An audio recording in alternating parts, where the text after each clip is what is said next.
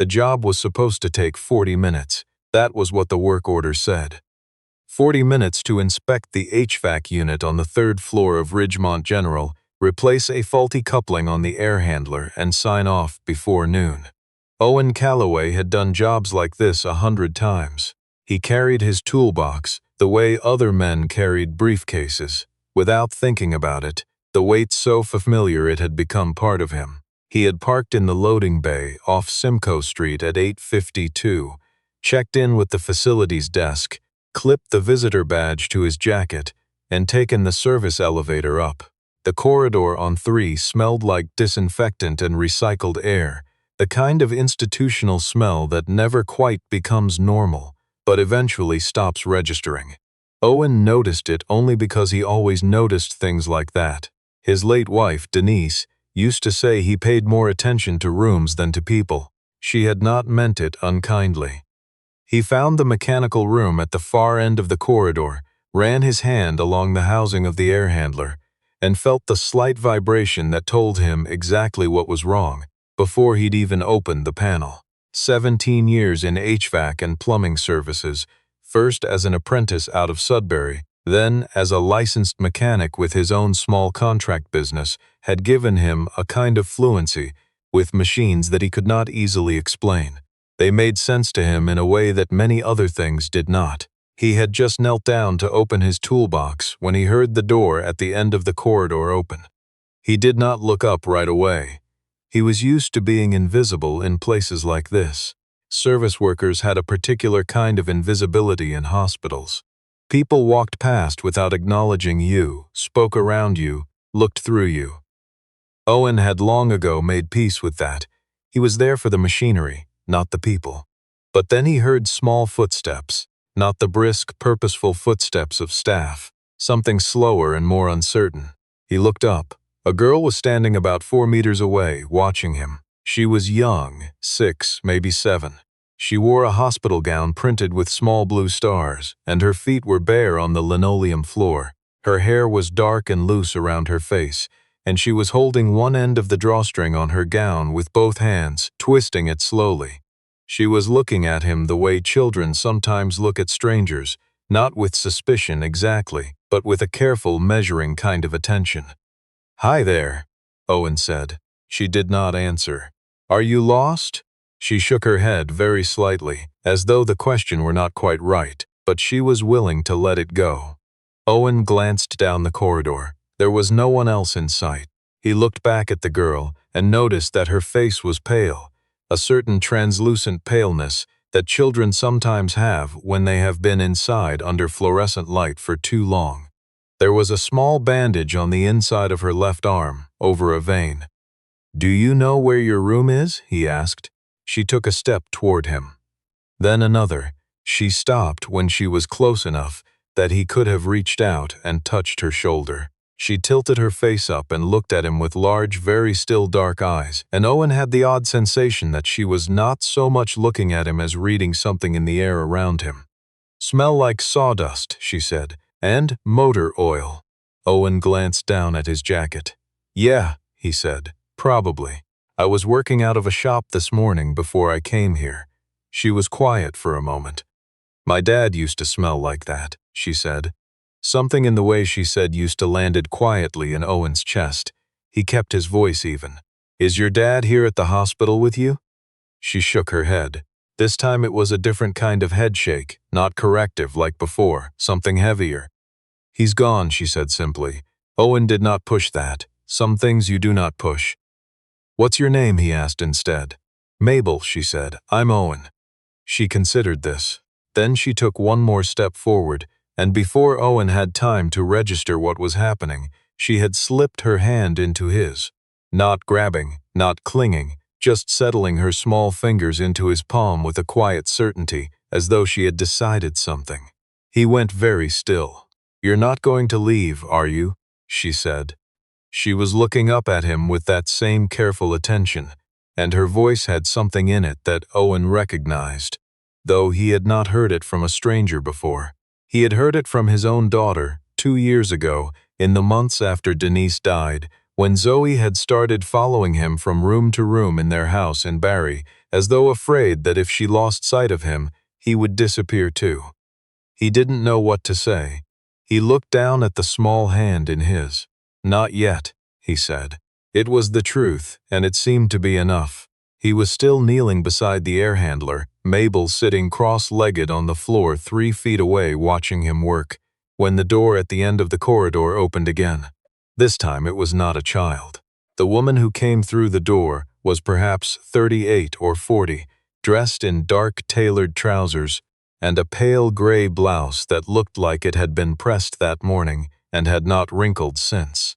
Her hair was pulled back, and she walked the way people walk when they are accustomed to rooms rearranging themselves around their arrival. Behind her came a nurse Owen recognized from the desk at the end of the hall, slightly breathless, speaking in a low, rapid voice that the woman in gray was not visibly listening to. She saw Mabel first. Her face changed, the particular change of a parent who has been frightened and is now suppressing the evidence of that fear. Relief, then composure, arriving in quick succession. Then she saw Owen. The composure did not leave her face, it sharpened. "Mabel," she said, and her voice was the kind of voice that fills a room without being raised. "Come here." Mabel looked at her mother, then back at Owen. She did not move. "Sweetheart," the woman said, and this time there was something under the word, a tightness. "Come to me." "I'm okay," Mabel said. "He's nice. I'm sure he is." The woman's eyes had not left Owen, Mabel now. Mabel stood reluctantly and walked to her mother. The woman placed one hand on Mabel's shoulder without looking down, her eyes still on Owen, who had sat back on his heels and was watching this with the particular stillness of someone who has been in enough uncomfortable situations to know that sudden movement not help. "Who are you?" the woman said. "Owen Calloway. I'm the HVAC contractor. I have a service order for the air handler in this room. I can show you the work order if you'd like." He reached slowly into his jacket pocket and held up a folded sheet. She did not take it. "How did you get access to this floor?" "Through the facilities desk on the ground level. I checked in, they verified the work order, gave me a badge." He gestured toward the badge clipped to his jacket. "It's all logged. This is a restricted clinical floor," she said. "I know. I was told the corridor would be clear during the scheduled maintenance window." He kept his voice level. "I apologize if there was a miscommunication on that. I was doing my job." There was a pause. The nurse behind the woman had stopped speaking and was now watching Owen with an expression that was not quite hostile but was not friendly. "Mabel was on this floor unsupervised," the woman said. "Yes," Owen said. "I noticed. I asked her if she was lost. She said no. She's 7 years old." "I know," Owen said. "I have a 7-year-old. Something shifted in the woman's face. Not much. A slight change around the eyes. "She shouldn't have been alone with you," she said. "I agree with you," Owen said. "I was about to call the nursing station." Another pause.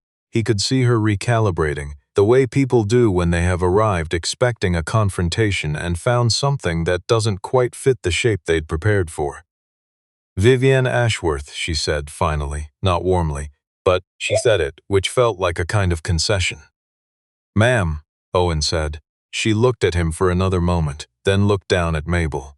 Something moved across her face that was harder to categorize, something between relief and grief and something else that Owen did not have a name for. "Say goodbye," she told Mabel. Mabel looked at Owen. "Bye," she said. Then, "Will you be here tomorrow?" "I don't know," Owen said honestly. "It depends on the job."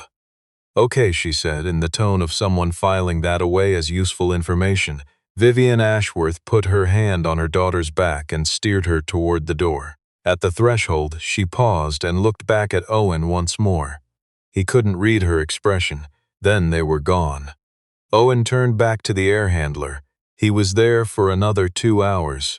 He did not think about it much on the drive back to the shop. He had learned, over the years, to be efficient with his thinking, to deal with what was in front of him, file away the rest.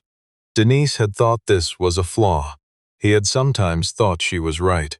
But that evening, after he'd picked up Zoe from his mother's place on Dunlop Street and made dinner and listened to Zoe describe in considerable detail a disagreement she'd had with a girl named Priya over the rules of a game that Owen didn't entirely follow. He found himself standing at the kitchen window after Zoe had gone to bed, holding a mug of tea he'd forgotten to drink, thinking about a small hand settling into his palm with that quiet, certain confidence.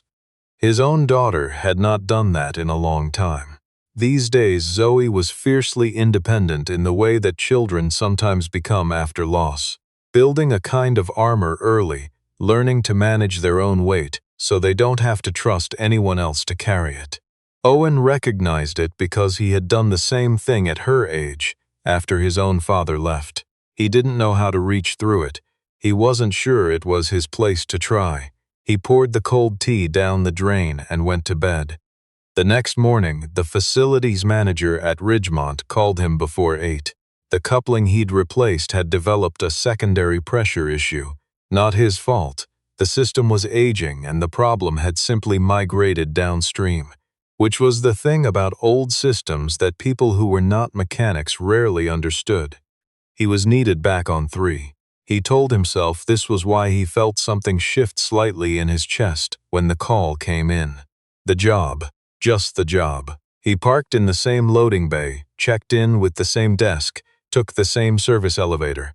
Mabel was in the corridor when the elevator doors opened. She was standing with a nurse this time, a young woman in blue scrubs who looked slightly harried. Mabel was not looking at the nurse. She was looking at the elevator. When Owen stepped out, she said, "I knew you'd come back. I told you I didn't know," he said. "I know," she said, "but I knew." The nurse looked at Owen with the wary expression he had come to expect, but he showed her his badge and work order before she could ask, and she relaxed slightly. She wanted to wait in the hall, the nurse said, with the tone of someone who had not been given much choice in the matter. "I'm going to the mechanical room," Owen said. "She's welcome to sit outside in the corridor if that's all right with the ward. I'll have to check with my mother," Mabel said. She already said it was fine. The nurse looked uncertain. Owen raised an eyebrow. "She did," Mabel said, with the calm authority of a child who has learned that certainty is more convincing than argument. Vivian Ashworth arrived 40 minutes later. Owen heard the elevator before he heard her footsteps. He was deep in the secondary fault. By then, his attention narrowed to the specific language of pipes and pressure gauges, and he had almost forgotten about the girl sitting in the corridor with a book she didn't seem to be reading. He came out of the mechanical room to check on Mabel and found Vivian Ashworth standing in the corridor with her arms crossed, watching her daughter, who had not noticed her yet. In her hand was a coffee cup from a place called Harborview, and she looked like she had come directly from somewhere else. Her jacket was slightly undone, her composure less perfectly assembled than the day before. She looked at Owen when he came through the door. He expected the sharpness from yesterday. Instead, she said, she told the night nurse she could smell sawdust in her sleep. Owen didn't know what to say to that. "She hasn't slept well in 8 months, Vivian said. She said it the way people say things they haven't quite decided to say. The words arriving before the decision. Since her father died. Owen stood with his toolbox in his hand and looked at this woman who was not asking him for anything, who was simply standing in a hospital corridor, saying something true out loud, maybe for the first time in a while. "I'm sorry," he said. "He was a carpenter," she said. "Among other things. He built houses. He always smelled like sawdust." She looked at Mabel, who had looked up from her book and was watching them both with that steady, measuring gaze. "She said you have a 7-year-old, Vivian said. "Yes," Owen said. "Zoo and her mother. 3 years ago," he said. "Cancer." Vivian Ashworth was quiet for a moment. She uncrossed her arms. She looked down at her coffee cup as though she had forgotten she was holding it. "Mabel has a heart condition," she said. "It's manageable. She'll be in and out of here for monitoring over the next few months." A pause. "I run a company. I can't always be here." Owen looked at her fully. He wasn't sure what she was telling him. "That's a hard thing," he said. "Yes," she said, "it is." Mabel had gotten up from her chair and walked over to them. She slipped her hand into Owen's with the same unhesitating ease as the day before, and then, after a moment, she reached up and took the edge of her mother's sleeve.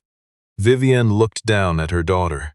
Something moved across her face that Owen recognized, not because he knew this woman, but because he had felt it himself, in the first months after Denise died, standing in Zoe's doorway at night, looking at his sleeping daughter, and feeling the enormity of what he was responsible for, and the specific terror of not knowing if he was enough. "I should get back to work," Owen said quietly. "Yes," Vivienne said. She did not move. "Owen," Mabel said, "what are you fixing?" "The air, so it works right." She considered this. "That's important," she said. "I think so too," he said. He finished the job by mid-afternoon. He signed the work order, collected his tools, and stopped at the nurse's station to let them know the system was running clean.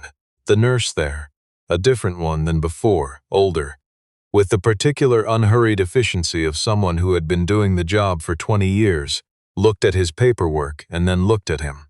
"You're the one Mabel's been waiting for," she said.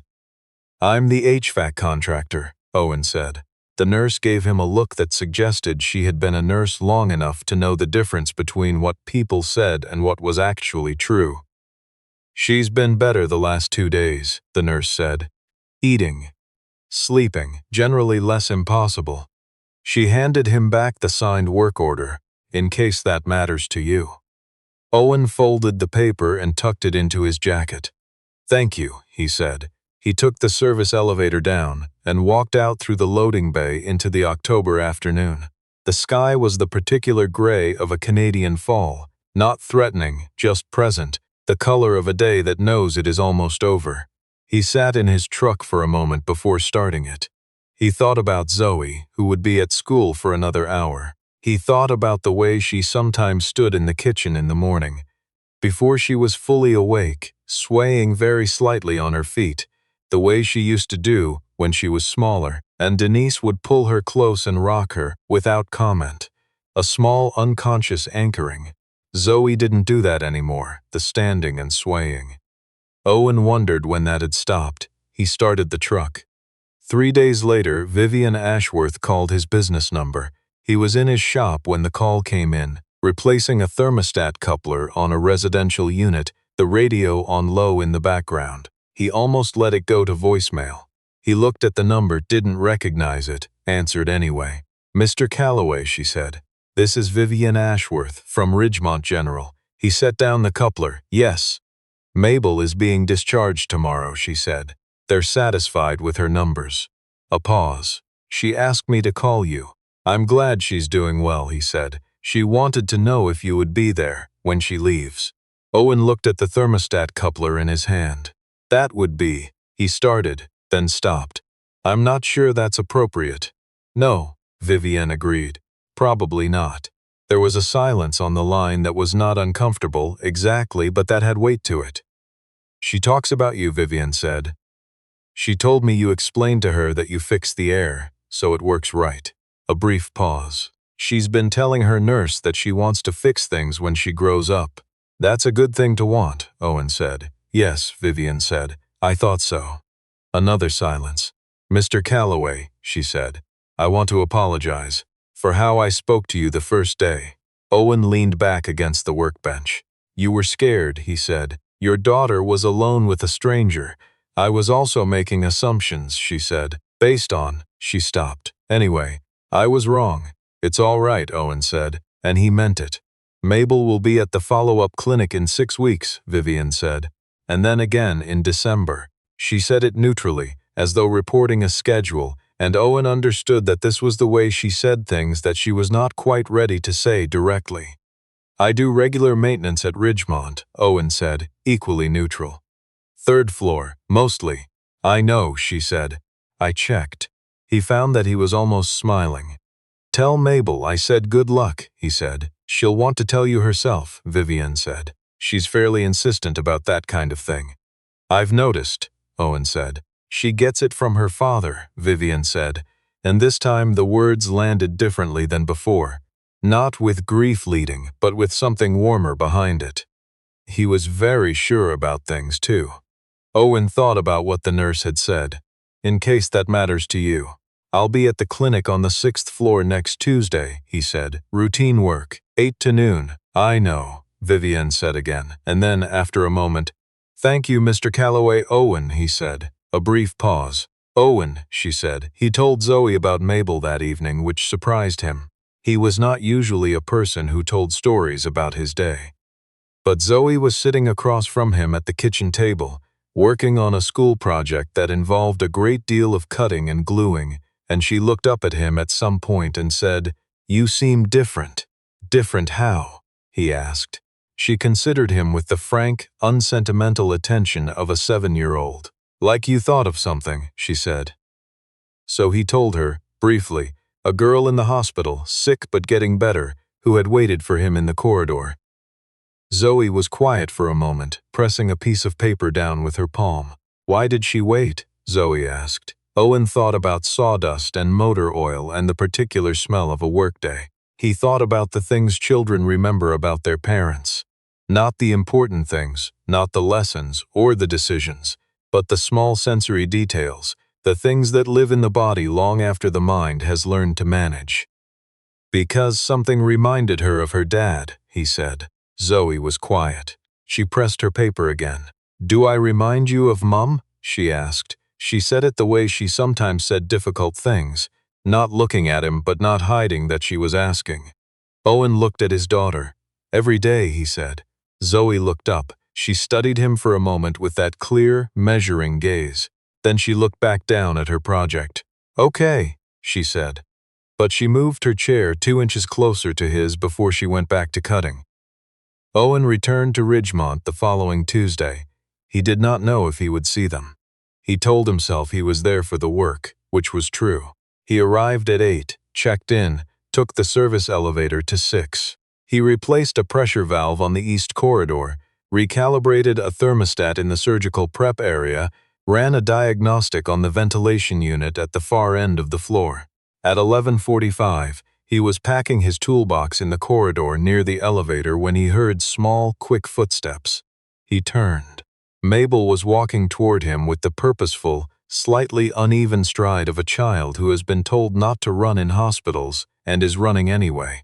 She was wearing jeans and a red jacket, which meant she was here as a visitor today, not a patient. Her color was better. She looked like she had slept. Behind her, a few steps back, walked Vivian Ashworth. She was not hurrying.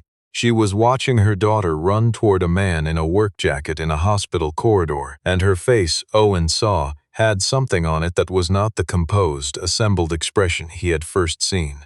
It was quieter than that, and less certain, and more honest. Mabel stopped in front of him. "I told you I'd see you," she said. "You did," Owen said. She looked up at him with her steady dark eyes. "You still smell like motor oil," she said, almost accusatory. "Occupational hazard," he said. She seemed to accept this. She looked at him for another moment, her expression thoughtful. "My mum looked you up," she said. "Mabel," Vivian said, having arrived. "She did," Mabel said unapologetically, still looking at Owen. "She said you built something once. A house." Owen looked at Vivian, who looked like she wished she were elsewhere. "I helped my brother-in-law with a renovation one summer," he said. "A long time ago, Dad built houses," Mabel said. "He said it was important, making things that last." "It is," Owen said. Mabel appeared satisfied. She looked at her mother, then back at Owen. Then she reached out and took his hand, and reached back without looking and found the edge of her mother's sleeve. She held both, quite firmly, as though that settled something. Vivian looked at Owen over the top of her daughter's head. It was a different look than all the ones before it. It didn't ask anything. It didn't guard anything. It was simply a look that acknowledged, without ceremony, that something had happened here that neither of them had planned for, and that they were both, for now, willing to let it be what it was. "She gets very sure about things," Vivian said. "You mentioned," Owen said. "I think she gets it from me," Vivian said. "I was wrong about it before." Mabel, still holding both of them, looked up at the ceiling with the patient air of someone who has been right about this for some time and has no need to say so. Owen looked down at his toolbox, then back up. I have a daughter, he said. She's exactly like you, he added, to Mabel. She'd probably argue with you about everything. Mabel appeared delighted by this prospect. Can I meet her? She asked. Owen looked at Vivienne. Vivienne looked at Owen. She had the particular expression of a person who has spent years making decisions quickly and well, and who has just found a question she wants to take her time with. Maybe, Owen said, which was the most honest answer he had. And Mabel, 7 years old, who had stood barefoot on a cold linoleum floor and found her way to something she recognized in a stranger, accepted that with a gravity that suggested she understood that maybe was not no. She kept hold of both their hands as they waited for the elevator.